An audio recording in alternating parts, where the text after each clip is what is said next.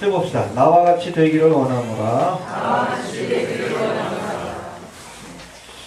선지자 아가보로부터 이제 예루살렘에 올라가면 결박과 핍박이 기다린다는 예언의 말씀을 듣고도 이 사도 바울은 우리가 지난 시간에 살펴본 것처럼 나는 주 예수의 이름을 위하여 결박받을 뿐 아니라 예루살렘에서 죽을 것도 각오하였노라. 할렐루야.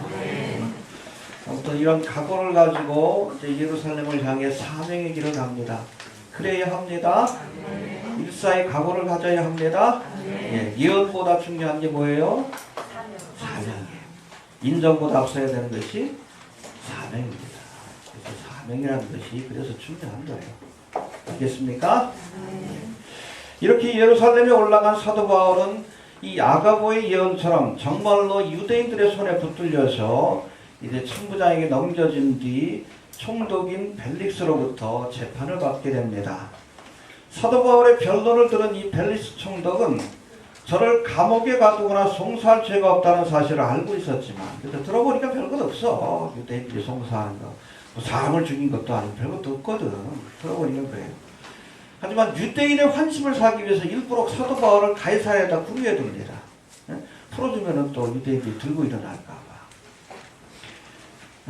그리고 이렇게 민기적거리고 있다가 이걸 유예시켰다가 이 사건을 아마 그 다음 총독인 베스토가 곧 부임했던 것 같아요. 이 문제를 베스토에게 넘겨버립니다. 귀찮으니까, 골치 아프니까. 이렇듯 베스토가 벨릭스의 뒤를 이어 유대인의 총독으로 새롭게 부임해오자 유대인들은 이 베스토가 부임한 지 사흘 만에 이 베스토를 찾아가서 이 사도 바울을 그가 구류되어 있던 가이사랴에서 어디로? 예루살렘으로 와서 재판을 받게 해달라고, 재판을 할 수 있게 해달라고 요청을 합니다. 왜요? 예루살렘으로 고소하는 중에 이 사도 바울을 죽이기 위해서 이렇게 어떻게 보면 음모를 꾸민 겁니다. 알겠습니까?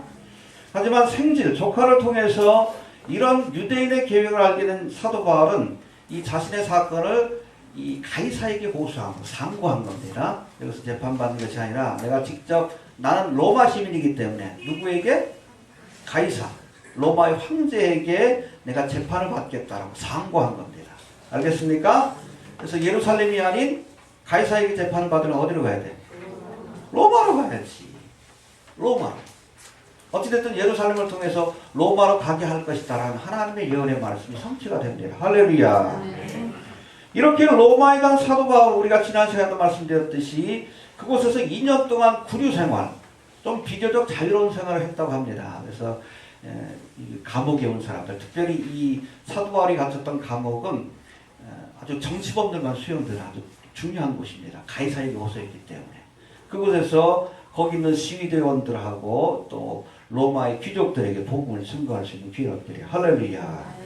그리고 잠시 석방된 뒤에 7년 동안 선교 여행을 다니다가 내로에 박힐 때 다시금 투옥이 되어서 그렇게 순교의 길을 간 것으로 그렇게 알려지고 있습니다. 결국 사도 바울을 예루살렘으로 보내신 것은 저를 어디로 보내기 위한? 로마로 보내기 위한 하나님의 섭리의 과정입니다. 알겠습니까? 때때로 이렇게 하실 때가 있습니다. 때때로 우리를 사망이 음침한 골짜기로 지나게 할 때가 있어요. 왜? 거기를 지나야 푸른 초장 맑은 시냇물가, 목적했던 장소가 나오기 때문에 때때로 하나님께서는 이렇게 고난의 골짜기를 통과하게 할 때도 있다는 것을 우리가 알아야 합니다. 오늘 본문은 이 가이사에게 재판을 받겠다라고 호소한, 상고한 사도 바울이 로마로 호송되기 전에 총독이었던 베스도와 그리고 그 당시 유대의 분봉왕이었던, 그러니까 그 당시 뭐 예수님 당시에도 그랬지만은 이 유대하고 사마리아 지역은 로마에서 파견한 관리가 직접 다스렸어요. 이것을 총독이라고 했습니다. 예수님 당시 총독은 누구예요? 빌라도. 아마 5대 총독인가 6대 총독으로 알고 있습니다. 그러고 나서 뭐 아마 다스리는 기간이 그렇게 길지는 않았던 것 같아요. 2, 3년마다 이렇게 총독을 새롭게 부임해서. 왜냐하면 오래 있으면 썩고 부패하니까. 네, 보낸 것 같아요. 아무튼 여기 본문에 나오는 벨릭스하고 베스도도 그렇게 로마가 파견한 그런 총독이었다라고 보시면 됩니다. 그런가 하면 유대하고 사마리아 쪽 밑에 지역입니다. 밑에 지역 같은 경우에는 로마가 직접 보낸 총독이 다스렸고, 그리고 이 갈릴리 지역을 중심으로 했다. 그 지역 같은 경우에는 분봉왕이라고 해서 헤롯의 후손들이 그렇게 직접 통치를 했던 지역으로 그렇게 알려지고 있습니다. 그래서 아그리파 왕은 이 갈릴리 지역을 통치하는 분봉왕입니다. 로마에서 허락한 왕이에요. 그리고 유대 사마리아 지역은 누가 로마에서 보낸 총독이라는 관리가 직접 통치했던 지역입니다. 여튼 오늘 본문에 나오는 이 베스도가 그 당시에 사도 바울이 예루살렘에 있을 당시에 총독이었고, 아그리파는 헤롯의 후손이에요. 분봉왕이었다, 이렇게 보시면 됩니다. 오늘 본문은 가이사에서 재판을 받겠다고 호소한 사도 바울이 이제 로마로 호송되기 전에 총독이었던 누구? 해봅시다. 복잡하다. 베스도. 예, 빌라도 같은 그런 사람입니다. 그리고 분봉왕이었던 누구? 아그리파. 아무튼 이 아그리파 왕과 베스도 앞에서 자신을 마지막으로 변론하기 위해서 그렇게 모인 자리에서 복음을 전하는 그런 내용이 소개되고 있습니다. 베스도와 아그리파가 사도 바울을 로마로 호송하기 전에, 그렇죠? 로마로 죄수를 보내려면 그 사람의 죄가 뭔지 구체적으로 명기를 해야 되잖아. 알아야 되잖아. 아무튼 그래서 거친 하나의 그 절차, 과정, 청문회라고 보시면 됩니다.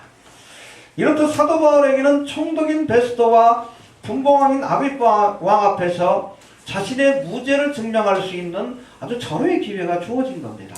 알겠습니까? 그러나 오늘 본문을 자세히 살펴보면 사도 바울은 이 소중한 시간에, 그렇죠? 자신의 무죄함을 증명할 수 있는 이 소중한 시간에 자신의 무죄함을 증명하는 일보다 오히려 뭐를 했어? 복음을 전했어. 대단해요, 그렇죠?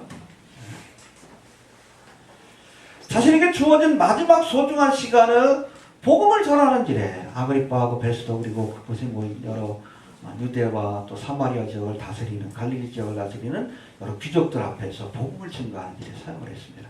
할렐루야. 네, 아무튼 이제 본문의 사건을 통해서 우리가 몇 가지 좀 신앙적 교훈을 생각해야 되는데, 우리도 사도 바울 같은 마음으로 주어진 기회를 가지고 하나님의 복음을 증거할 수 있는 그런 사람들이 되어야 할 줄로 그렇게 믿습니다.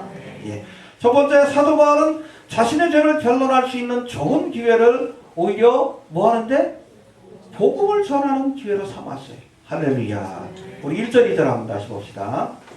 시작. 아그리파가 바울을 이르되 너를 위하여 말하기를 내게 왔다가 하니 이에 자기의 손을 들어 분명할 때 아그리파 왕이여 유대인이 모두 송사하는 일을 오늘 당신 앞에서 변명하게 된 것을 다행히 여기옵나이다. 예, 이제 에베소 지역을 떠나서 예루살렘으로 온 이 사도 바울이 그곳에서 유대인들의 손에 붙들려 가지고 관원들에게 넘겨주고 여러 번 재판을 받게 돼요. 근데 그 재판을 받을 때마다 자신의 무죄함을 증명한 것이 아니라 복음을 전합니다. 할렐루야. 예. 이게 보니까는 예루살렘에서 저를 죽이려는 성난 군중 앞에 복음을 전합니다.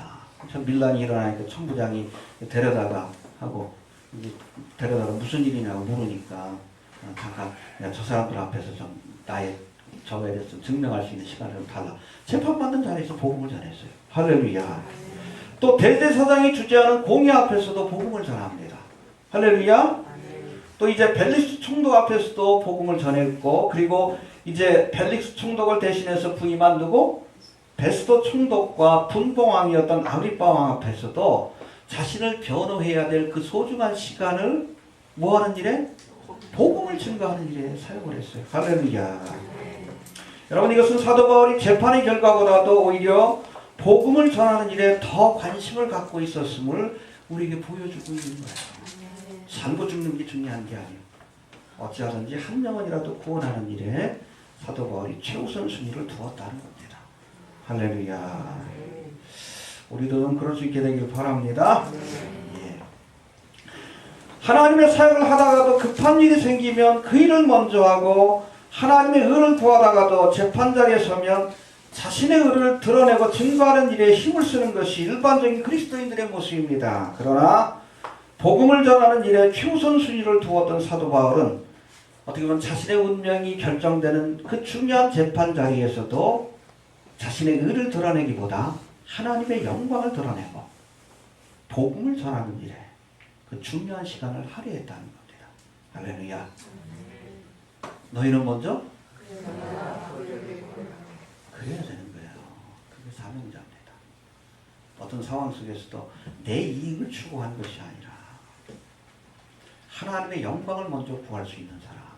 여러분, 그것이 바로 하나님이 요구하시는 사명자의 모습이고 우리 그리스도인의 삶이 그래야 한다는 겁니다. 해봅시다. 먼저 그의 나라와 그의 의를 구하라. 그러시게 되길 바랍니다.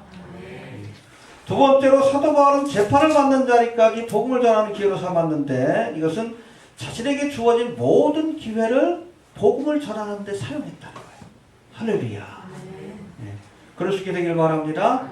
우리가 선교적 접촉점이라고 해서 사도 바울이 가는 곳마다 어디에서 복음을 전했다고 했어요? 제일 먼저 어딜 찾아갔어요? 유대인의 시나고그라고 해서 회당을 찾아갑니다. 왜? 사도 바울이 랍비 신분이기 때문에 회당에 가서 뭐 할 수 있는? 말씀을 강론할 수 있는 자격이 있어요.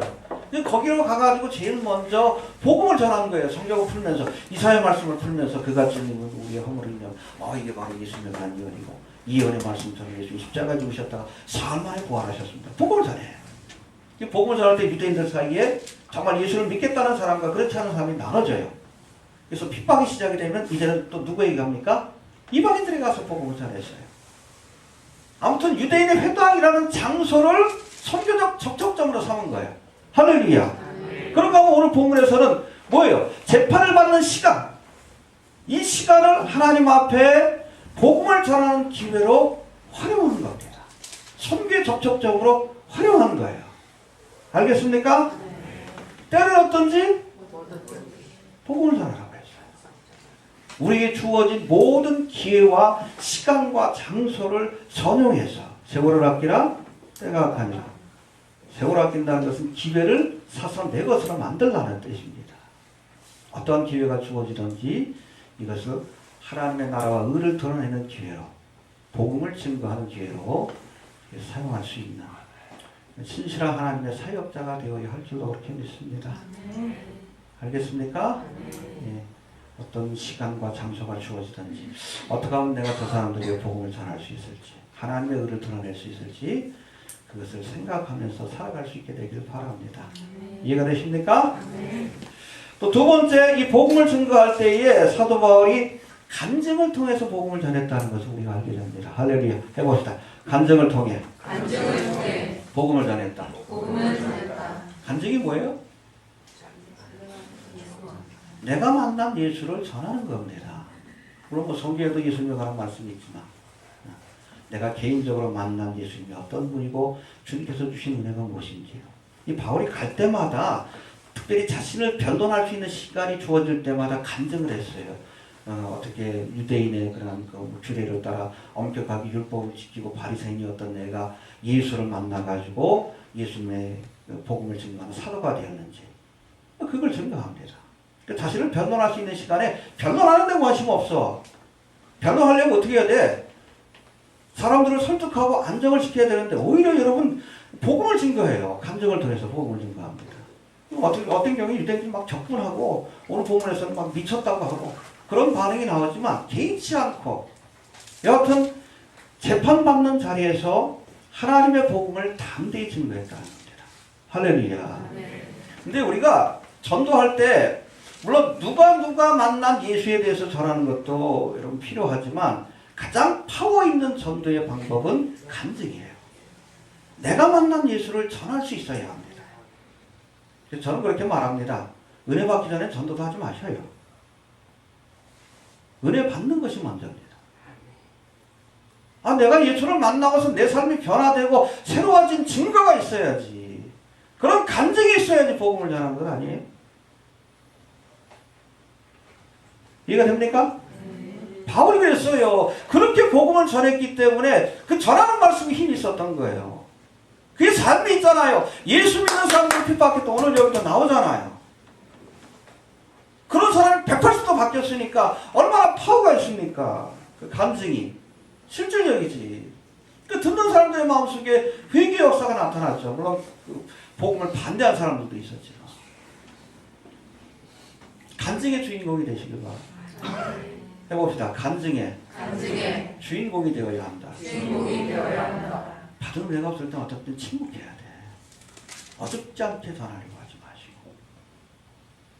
내가 예수님을 먼저 만나야 하고 날마다의 삶 속에서 예수님의 은혜를 경험해야 돼. 늘 마음속에 불만이 있고 불평이 있는데 여러분 그 모습을 복음 전한다고 사람들이 듣겠어요? 늘 주님이 주시는 평안과 기쁨이 있을 때 여러분 전하지 않아도 궁금해서 물어봐. 아니 너는 왜 이렇게 매일같이 행복하냐? 그럴 때 자연스럽게 전할 수 있는 거죠. 간증의 주인공이 됩시다. 알겠습니까? 해봅시다. 간증을 통해 예수를 전했다.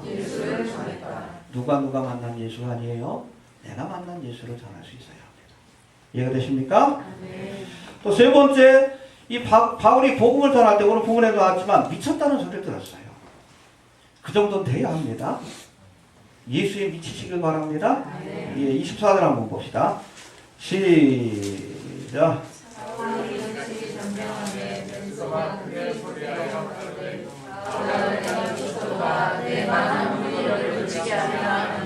예, 그렇죠. 자기를 변론해야 될 그 소중한 시간에 사도 바울이 자신을 변론하는 것이 아니라 뭘 했어? 복음을 전하니까. 그래서 기가 막히거든, 제가. 참. 사실 베스토와 아그리파, 어떻게 보면 베스토 총독 같은 경우에는 만약에 가이사에게 호소하지 않았으면 풀어줄 수 있는 권세가 있는 사람이에요. 자기에 대해서 얘기를 해야 되고 어떻게든 설득하려고 해야 되는데 관심 없어. 그 자리에서 복음을 전했어. 그러니까 뭐라고 해? 야, 너 미쳤다. 이렇게 미쳐야 합니다. 알겠습니까? 네, 쓸데없는 일에 미치지 말고. 영어 단어 가운데 매니아라는 것이 있죠? 네, 미친 사람이라는 뜻이에요. 뭐 하나에 집착하는 사람을 매니아라고 해. 매니아라고 하는데, 네, 요즘 뭐 캠핑 장비에 조금 더 해가지고. 매니아가 있습니다. 이 아이돌 같은 경우에도 팬덤들이 있잖아. 정말 미쳐 돌아다녀요. 팬들. 미쳐 돌아다닙니다. 그래서 뭐 아이돌 가수가 오늘은 어디 가는지 그 시간표 스케줄까지도 다 알아요. 인터넷 뒤져가지고서 가가지고 막 피켓 들고 그러잖아. 깜짝 놀라지. 애들이 이렇게까지 하나. 요번에 뭐 JTBC에서인가요? 무슨 뭉뜬가? 그거에서 그 트와이스인가가 아마 어디 여행을 간 것 같아요. 외국에. 근데 거기 다 나와 있었어. 깜짝 놀랐지. 미친 애들이에요. 근데 우리 그리스도인들은 예수에 미쳐요. 아이돌의 일거수일투족을 다 합니다. 생일은 언제고, 지 생일도 모르면서, 엄마 생일도 모르면서. 예수에 미쳤다는 건 매니아가 되라는 뜻이에요. 예수에 대해서 알려고 하십시오. 여러분 성경을 보세요. 저도 뭐 예수 믿은 지 꽤 오래됐고 목회를 하지만 지금도 성경을 보면 설레요. 재밌어요. 더 알고 싶어집니다. 근데 설교를 한 번 하고 성경을 여러 번 보면 볼수록 창세기 또 요한계시까지 뭐 예전에는 뭐 이렇게 계속 강의를 했는데 새벽 때 볼 때마다 새로워요. 또 보면 볼수록 말씀이 더 오묘하고 많은 것을 깨닫게 됩니다. 대충 보니까 재미가 없지. 자꾸 봐요. 미치도록 보십시오. 예수에 미쳐야 돼. 여기 국제는 뭐가 나와야 돼? 예수가 나와야지. 사도 바울이 그런 사람이요.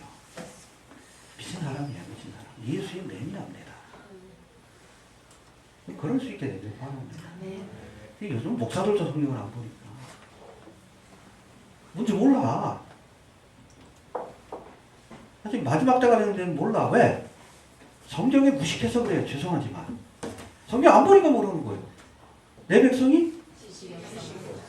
목사가 이런 무식한데 어떻게 성도들이 알 수 있어? 제가 그랬잖아요.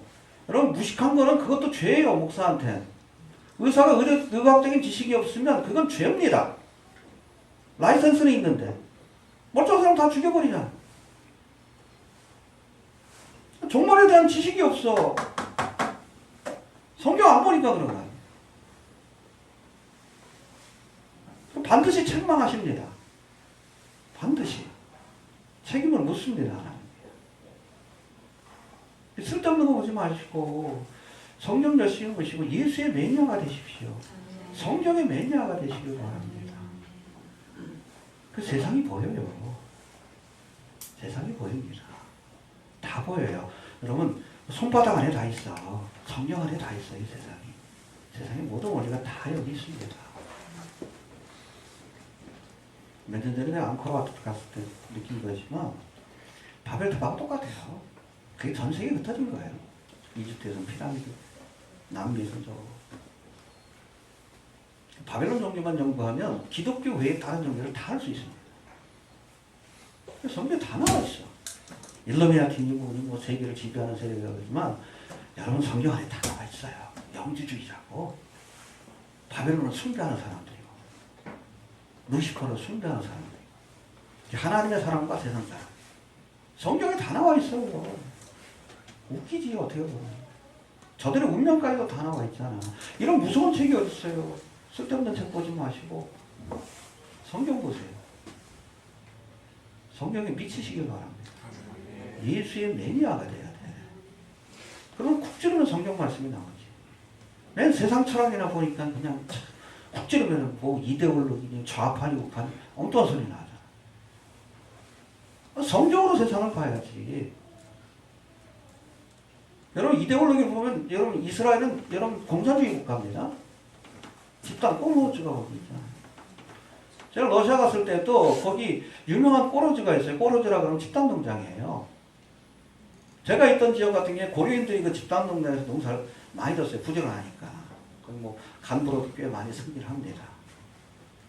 근데 꼬르즈 하나가 집단 농장 하나가 경기도만 해요. 근데 그걸 2,000명이 경작해. 어마어마하죠? 비행기로 쭉 뿌리고 트랙터도 뭐 상상이 안 가요. 빌딩만한 게 이렇게 한번 거두고 끝이요. 뿌리고 거두고 끝이요.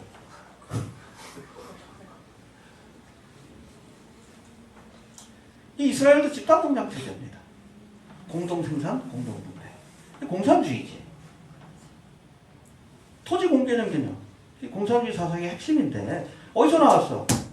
성경에서 나왔지. 그걸 왜 자꾸 이데올로기로 풀어요? 자꾸 이데올로기로 풀어간다니까 하나만 보고 둘은 못 보는 거예요. 말씀으로 풀어야 합니다. 말씀으로 봐야지. 알겠습니까? 네. 우리가 세상 정치에 대해서 얘기할 때도 자꾸 이데올로기로 풀면 이데올로기에 틀에 갇혀요. 좌파는 뭐 나쁘고 우파는 좋고 아니요. 좌파는 우파는 다 나빠. 다 나쁜 놈들이요. 이용하는 거지. 성경의 관점에서 봐야 우리가 잘하는 건 잘한다고 격려해주고 또 지지할 건 지지하고 또 성경으로 봐야 아무리 내가 좋아하는 정치 지도자라 할지라도 아닌 건 아니라고 얘기할 수 있는 거예요. 왜? 우리는 하나님을 섬기는 사람들이기 때문에. 또 예수의 매니아가 됩시다. 성경의 전문가가 돼야 돼요. 그런 기회가 주어질지 모르겠어요. 얼마 안 남은 것 같아요. 얼마 안 남은 것 같습니다. 제가 보기에. 그 우리나라가 IT 산업에서는 굉장히 첨단의 그 저걸 가고 있어요. 이번에 그 아마 제2청사가 개관을 한다고 그러는데 그 인천공항 거기 아마 배리 시스템으로 지금 다 될 겁니다. 예전에 뭐 사람이 뭐 여권 다 보고 그랬잖아요. 최근에 그것을 자꾸 이게 전자 그 결제 시스템으로 바꿔나가요. 그래서 직접 이걸 사인하고 이걸 도장 찍고 여권 이렇게 딱 대면 통과하게끔 서류 심사로. 지금도 복잡해. 110만 받으면 그냥 통과. 미리미리 연습시키는 겁니다. 세계 제1의 공항이라고 인천공항이. 아주 그 턱 밑까지 와 있어요. 그걸 여러분 유럽이라든지 미국 같은 데서는 그걸 제대로 못해. 왜? 이거 찍으라고 하는 거예요. 인권 문제가 있기 때문에. 우리나라 합니다. 우리나라 찍을 등록할 필요도 없어. 이미 등록돼 있어요. 네, 등록돼 있어요. 그냥 침 맞는 건데 이게 또 불편해. 하다 보면 불편합니다. 마지막에는 이걸로 가는 거예요. 이걸로 가기 위한 연습 과정이라고 보시면 됩니다. 대한민국이 제일 앞서고 있어요. 얼마 안 남았습니다. 얼마 안 남았어요. 정말. 우리나라에서 제일 먼저 할 것 같은데 지금. 시스템을 우리나라에서 테스트를 해가지고 해외로 이렇게 적용을 하게 될 겁니다. 그래서 IoT 분야는 세계 제일이에요. 인권의식이 아주 바닥이기 때문에 노예 근성이 강해가지고 그거 하기 딱 좋습니다. 대한민국. 뉴월드 오더 세력들이 대한민국을 축복해 주는 거예요. 응? 방탄소년 다 키워주고. 다 이유가 있는 거예요. 성경을 봐야 그걸 알지. 성경도 모르는 건 모르지. 갑갑해요. 들을 수 있는 자는? 아이고, 갑갑합니다. 그리고 네 번째, 사도 바울은 재판 자리에서도 당당했어요. 할렐루야. 그렇죠? 죄인의 모습이 아니요. 당당해. 사도의 모습이지. 왜요? 지은 죄가 없으니까. 하나님 앞에서 부끄럽지 않으니까 당당할 수 있었던 거예요. 봅시다. 29절 한번 봅시다. 시작. 바울이 가로되 마에서도나 만이나 당신뿐 아니라 오늘 내 말을 듣는 모든 사람도 하나님께 대답한 후에는 나와 같이 되기를 하나님께 원하노이다. 네, 그렇죠. 여러분 요즘 텔레비 보다 보면 장관했던 사람이 뭐 이러고선 텔레비 나오죠. 그 모습으로 재판받은 거예요. 사도 바울이. 근데 그 자리에서도 복음을 전합니다. 베스터 총독이 하도 기가 막히니까 야 너 미쳤다 그러니까 뭐라 그래? 아니라 난 미치지 않았다. 응? 당신도 내가 이렇게 결박된 것 외에는 나처럼 됐으면 좋겠다. 할렐루야. 감당할 수 있었어요. 그럼 부끄러움 없는 삶을 살았기 때문에 그렇습니다. 지금은 여러분 베스터와 아그리빠가 재판장 같지만 궁극적인 인생의 재판장은 하나님이셔. 하나님 앞에서 당당할 수 있는 사람은 사람 앞에서 당당할 수 있는 거예요. 코람데오의 신앙을 가지시길 바랍니다.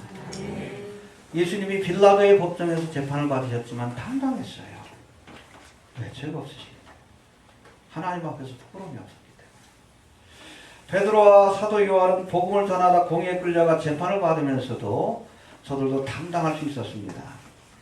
도무지 예수의 이름으로 말하지도 말고 가르치지도 말라라고 공회원들이 협박했지만 저들 앞에서 뭐라고 합니까? 하나님 앞에서 너희 말 듣는 것과 하나님의 말씀 듣는 것 어떤 것이 옳은지 판단해봐라. 우리는 보고 들은 것을 말하지 않을 수 없다. 기가 막혔을 것 같아. 죄가 없으니 그냥 붙잡아둘 수는 없고. 그럴 수 있었던 것은 하나님 앞에서 코람데오의 신앙을 가지고 있었기 때문에 하나님 앞에서 부끄럽지 않는 삶을 살았기 때문에 사람들 앞에서도 당당할 수 있었던 거예요. 그래야 합니다. 사람 의식하지 말고 하나님 의식하면서 사십시오. 아멘. 코람데오. 하나님 앞에서 부끄럽지 않으면 되는 거예요. 남이 뭐라 그래도 별로 저는 신경 안 씁니다. 인터넷 사역하다 보면 하도 욕하는 사람들은 많은데 그러려니 해요. 하나님 앞에서 내가 할 일만 하면 되는 거지. 남들의 평가도 중요하지 않아. 가끔 화천 보면 얘는 관종 같아. 네? 사역을 하되 중심이 뭐예요? 자기예요. 자기를 드러내는 데 관심이 있지. 이 친구 또 소송하겠다 그럴지 모르지만 빛과 흑암의 역사에서도 마자로 시작된 이상한 친구가 있어요. 거기도 관종이에요. 자신을 드러내는 데 관심이 있어요. 마지막 때를 알리는 데 관심이 있어요.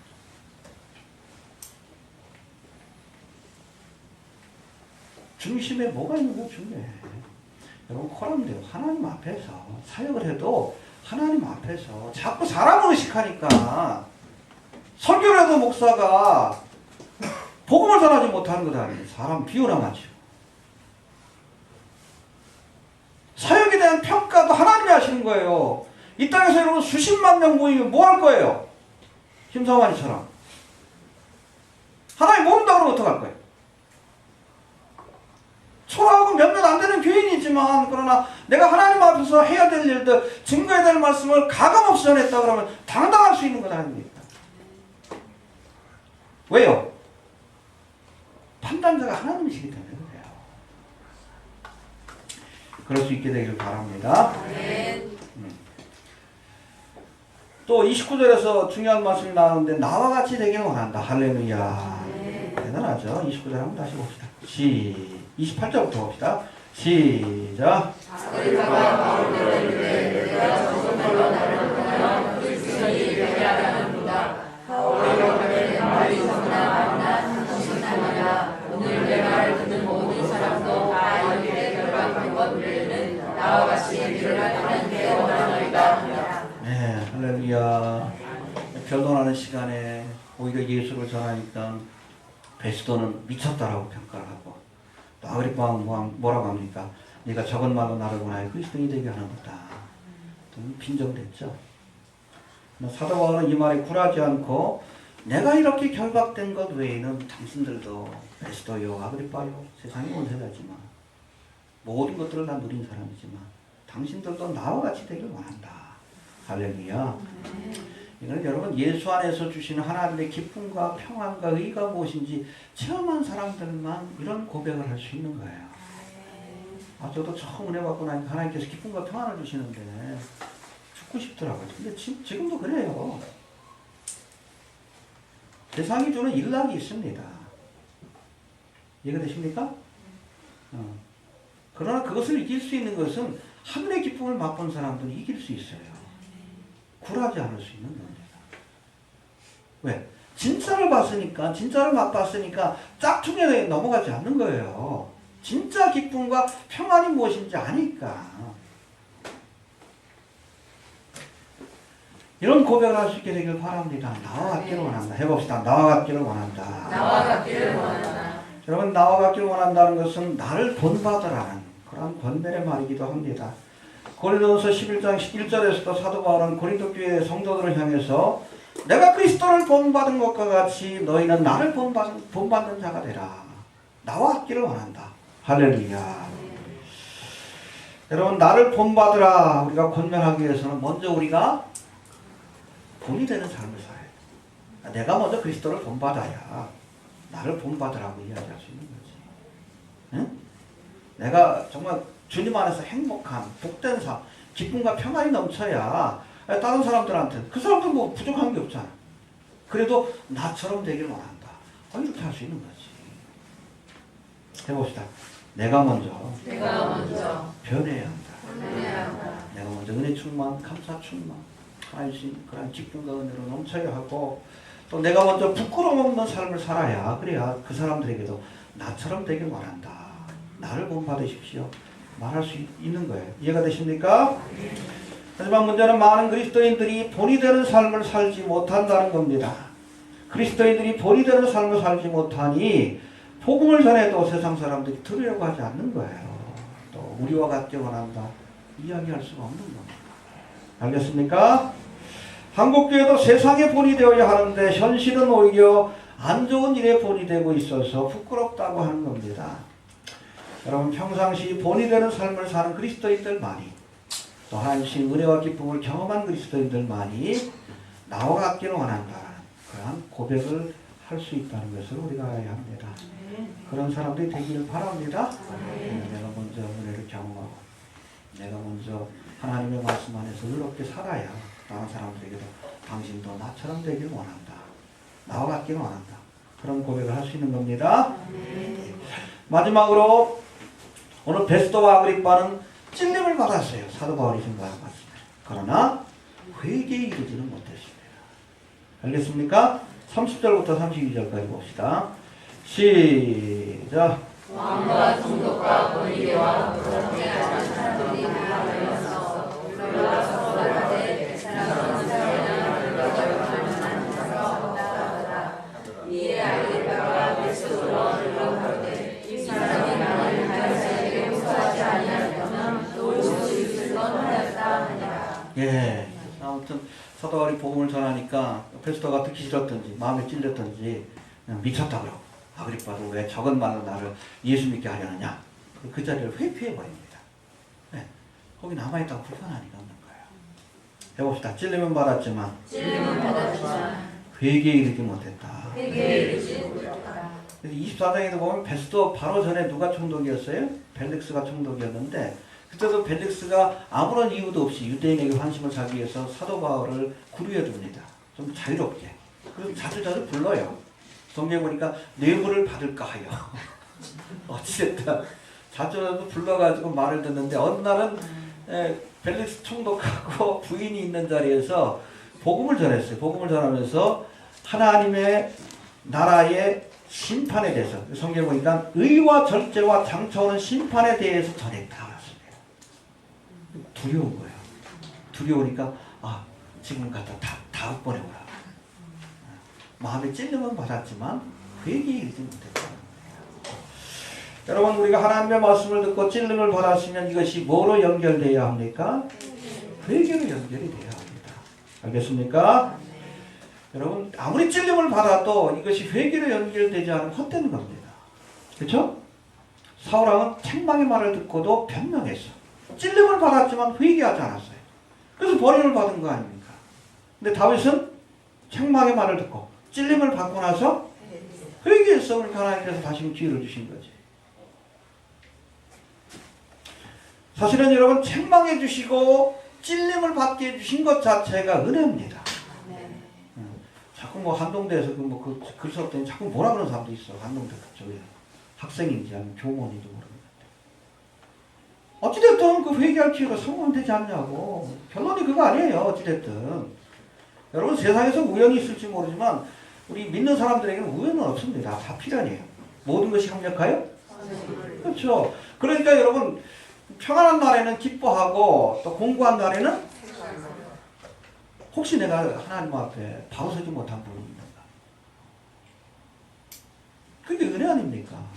하나님께서 책망해 주시고 찔림을 허락해 주셨다는 것은 은혜입니다. 근데 그 은혜를 선용해야지. 아무리 찔림을 주셔도 그렇죠? 책망해 주셔도 회개하지 않으면 회개 열매로 이어지지 않으면 여러분 그거 헛된 거예요. 그래서 제가 늘 얘기를 합니다. 은혜 받았다고 다 구원받는 거예요. 여러분 구원을 받기 위해서 하나님의 특별한 은혜가 필요합니다. 그러나 특별한 은혜를 받았다고 다 구원받는 거예요. 찔림을 받았으면 회개의 열매로 이어져야 한다. 알겠습니까? 네. 정리합니다. 때를 얻든지 못 얻든지 복음을 전하라고 말씀하고 계십니다. 할렐루야. 바울처럼 우리에게 주어진 모든 기회, 하나님의 영광을 돌리는 기회로 또 복음을 전하는 기회로 삼을 수 있게 되기를 바랍니다. 복음을 전하되 남이 만난 예수가 아니라 내가 만난 예수를 전할 수 있어야 합니다. 알겠습니까? 내가 만나고 경험한 예수를 우리가 전해줄 수 있는 간증의 주인공이 될 수 있기를 바랍니다. 복음을 전하되 미쳤다는 소리를 들어야 돼요. 예수의 매니아가 돼야지. 예수에 대해서 알아야 전할 거다. 미쳤다는 소리를 들어야 돼. 매니아가 되십시오. 성경의 매니아가 되셔요. 쓸데없는 것 좀 하지 마시고 예수님에 대해서 일거수일투족을 좀 알기 위해서 스토커처럼 좀 집착하는 그게 필요해. 어떨 때 성경에 대해서 예수님에 대해서 그래 쿡 찌르면 예수가 나오지. 이해가 됩니까? 또 어느 곳에서는 우리가 당당하게 하나님의 말씀을 전할 수 있어야 합니다. 그러려면 우리가 먼저 은혜를 경험해야 되고 또 부끄럽지 않는 삶을 살아야 합니다. 할렐루야. 전하는 하나님의 말씀을 듣고 회개하는 자들은 구원의 은혜를 얻게 될 것이지만 그러나 오늘 베스도와 아그리빠처럼 찔림을 받고도 회개하지 않는 자는 이 소중한 하나님의 은혜와 기회를 허비하는 자는 결코 구원의 자리에 설 수 없다는 것을 여러분 기억할 수 있게 되길 바랍니다. 특히 마지막 때 하나님께서 주신 말씀이 있어요. 회개하라. 그렇죠. 우리가 시대의 징조를 보면서 우리가 주님 오심을 알았다는 것, 그 은혜요. 그걸로 끝나고 난 때 회개로 연결돼야지. 우리의 삶이 바뀌고 가치관이 바뀌고 인생이 바뀌어야지. 알겠습니까? 네. 예수를 믿는다고 하면서 다 바뀌는 게 없어. 세상 사람하고 똑같아. 돈돈거리고. 세상에서 뭐가 신이요? 돈이요. 돈돈돈돈 거예요. 돈돈돈돈돈돈. 오늘 미쳐 돌아가야 돼. 목사들도 돈돈돈돈.